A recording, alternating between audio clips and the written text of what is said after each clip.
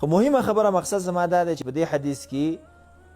هغه دا ده چې باید په دنیا کې موږ په ډول سینګار باندې دوکه نشو.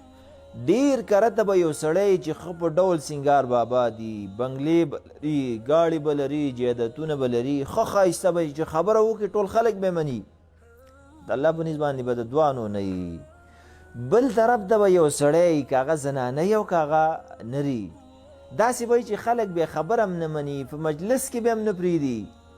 دروازه به هم ته څوک نه کولاوی، بلکې وایي به چې دا یو بېکاره انسان دی،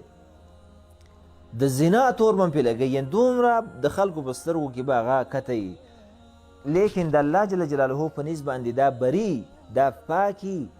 دا د قدر وړ دی، دا هغه شخصیت دی چې په اسمانونو کې هغه مخلوق پیژني او په دنیا کې نه پیژني. نو غرض زما دا ده چې باید موږ د چا ډول سینګار پسې تیر نه وځو.